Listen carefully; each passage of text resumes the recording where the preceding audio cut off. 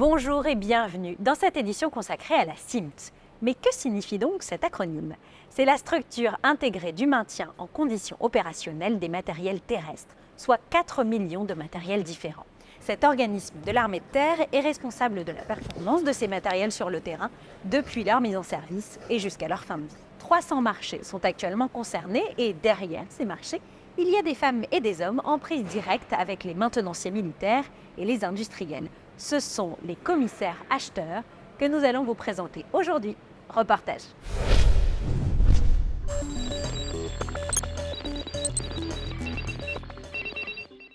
S'ils ont de nombreux points communs, pour la plupart, ce sont des commissaires des armées souvent d'ancrage terre. Les commissaires acheteurs exercent un métier varié, avec de multiples facettes méconnues et passionnantes. Pouvez-vous nous en dire plus, Général ? La CIMT est une direction centrale. Elle est en charge de la maîtrise d'ouvrage délégué, du maintien en condition des matériels terrestres, le MCO terrestre. Elle est ainsi un organisme de conception. En fait, elle ne fait pas de réparation. La CIMT, ce sont pas moins de 1100 personnes, civiles et militaires, qui proviennent de 12 services pourvoyeurs, dont le SCA, et qui sont répartis sur 13 sites géographiques un peu partout en France. Sur Versailles-Satory, nous avons à peu près 800 personnes, militaires et civiles, qui travaillent au profit de la maintenance terrestre des armées. Dans ce hangar, par exemple, voyons quelle est la contribution du commissaire Patrick au maintien en conditions opérationnelles du véhicule que nous voyons stationner. Quelle est votre mission ici ?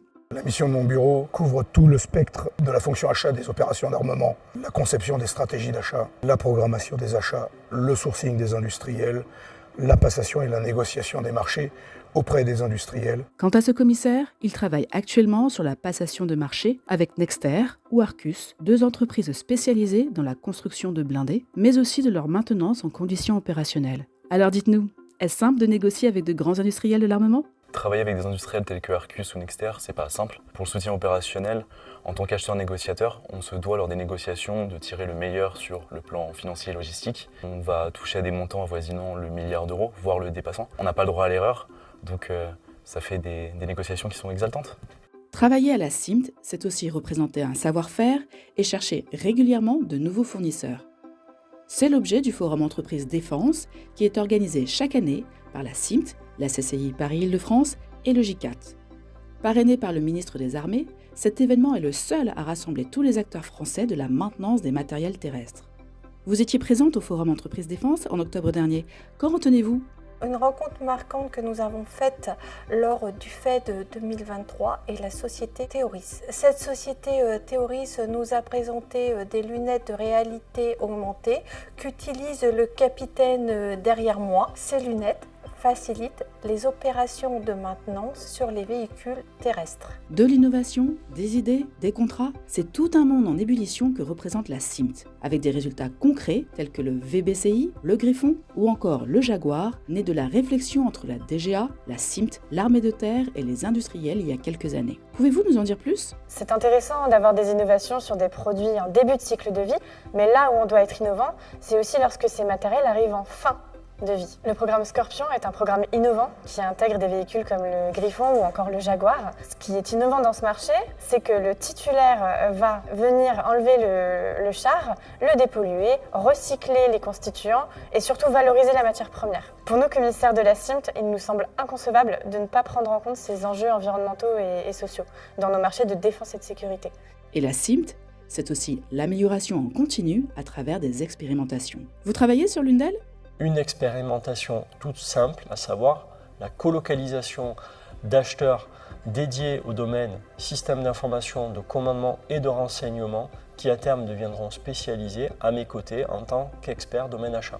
La plus-value escomptée est effectivement d'avoir des acheteurs spécialisés qui maîtriseront les parcs. Vous l'aurez compris, leur quotidien touche à tout, oscille entre des relations passionnantes avec le monde industriel et une immersion technique et fascinante dans celui de la maintenance terrestre. Le commissaire en chef de première classe François, chef de la division des contrats adjoints, a fait l'honneur de nous rejoindre. Bonjour commissaire. Bonjour Alice. Les achats à la CIMT, c'est donc votre domaine. Comment vous pourriez décrire le processus d'achat du MCO du matériel terrestre? Le processus est parfois complexe car nous maintenons une grande diversité de matériel et nous disposons de plusieurs stratégies de soutien pour assurer le MCO du matériel terrestre. Et quelles sont les stratégies? Nous avons une première qui consiste à faire le travail en régie et pour lesquels nos acheteurs réalisent des achats de pièces de rechange pour permettre à nos maintenanciers d'effectuer les prestations. Et la seconde? La seconde stratégie, Alice, consiste à permettre à un industriel via de la sous-traitance à devenir un intégrateur de l'ensemble de ces prestations. Un exemple à donner? Aujourd'hui, nous réalisons l'intégralité des prestations de maintenance sur le VAB qui est entré en service en 1976 et vous avez vu un peu plus tôt le Griffon qui est tout juste sorti des chaînes de production et qui est assuré par un intégrateur industriel. De nombreux commissaires acheteurs passent par la CIMT. Comment peuvent-ils ensuite se réorienter en utilisant leurs nouvelles compétences? Les jeunes acheteurs qui arrivent à la CIMT sont formés pendant 1 an chez nous et deviennent des acheteurs négociateurs en opération d'armement sur les marchés de défense et sécurité. Quel est l'objectif? L'objectif, c'est de pouvoir les rendre dans les PFC, au SCA, pour qu'ils deviennent de véritables acheteurs à l'appui de l'opérationnel, ce qui est la véritable vocation du service. Et pour finir, monsieur le commissaire, en votre qualité de commissaire d'ancrage armement, pourriez-vous nous faire part de ce que vous avez vous-même appris à la CIMT? La CIMT est une maison ancienne avec des traditions et des habitudes, mais un vent nouveau y souffle sous l'impulsion du directeur central. Aujourd'hui, la division s'inscrit pleinement dans cette mesure et l'ICA Saint-Maurice me laisse carte blanche pour permettre de développer les techniques du lean management et la négociation chez les acheteurs. Comment y parvenir? Nous y parviendrons par la réécriture des processus pour les rendre plus efficients et nous ferons de nos acheteurs négociateurs de véritables cost-killers. Merci à vous, monsieur le commissaire. Merci Alice. Vous savez tout ou presque sur la CIMT et ses acheteurs en relation avec le service du commissariat des armées. L'équipe SCACOM et les commissaires de la CIMT se joignent à moi pour vous souhaiter de très belles fêtes de fin d'année. Alors, à l'année prochaine et d'ici là, portez-vous bien.